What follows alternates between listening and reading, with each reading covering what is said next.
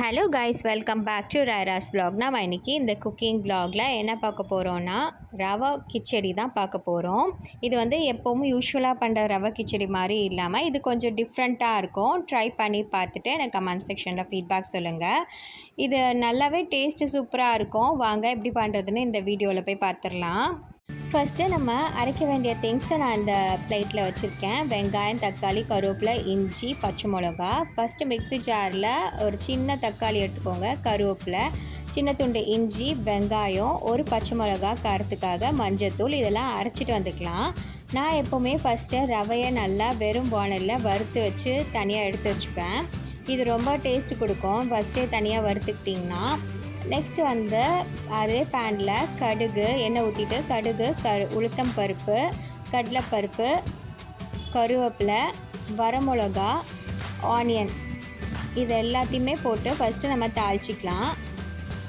நல்லா வதக்கி விட்டுட்டு ஃபஸ்ட்டு வந்து நம்ம அரைச்சோம் இல்லையா அந்த பேஸ்ட்டை வந்து இந்த ஸ்டேஜில் நம்ம ஆட் பண்ணிவிட்டு எண்ணெய் பிரிஞ்சு வர அளவுக்கு நம்ம பச்சை வாசனை போகிற அளவுக்கு நம்ம வதக்கி விட்டுக்கலாம். அதுக்கப்புறமா இந்த ஸ்டேஜ் வந்ததுக்கப்புறமா நம்ம எவ்வளோ ரவை எடுத்தோமோ அதுக்கு டபுள் மடங்கு நம்ம தண்ணி ஆட் பண்ணிக்கணும். நான் 3/4 கப்பு ரவைக்கு 2 கிளாஸ் தண்ணி ஆட் பண்ணியிருக்கேன். இது இன்னும் குறைவாக வேணும் அப்படின்னா ஒரு 1/2 கப் எக்ஸ்ட்ரா கூட ஆட் பண்ணிக்கலாம். தண்ணி நல்லா கொதிச்சதுக்கப்புறமா ரவையை ஆட் பண்ணணும். நான் தண்ணியிலே சால்ட் ஆட் பண்ணிட்டேன்.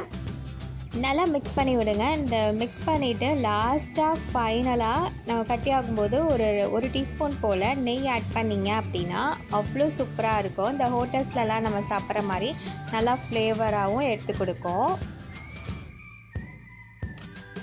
ஃபைனல் அவுட்புட் இது தான்.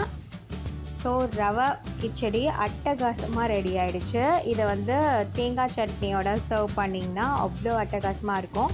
ட்ரை பண்ணி பார்த்துட்டு எனக்கு கமெண்ட் செக்ஷனில் ஃபீட்பேக் சொல்லுங்கள். இந்த வீடியோ உங்களுக்கு பிடிச்சிருக்கும் நம்புறேன். பிடிச்சிருந்தா லைக் பண்ண தட்டி விட்டுருங்க. மறக்காமல் ராரா vlog சப்ஸ்கிரைப் பண்ணிவிட்டு பாருங்கள்.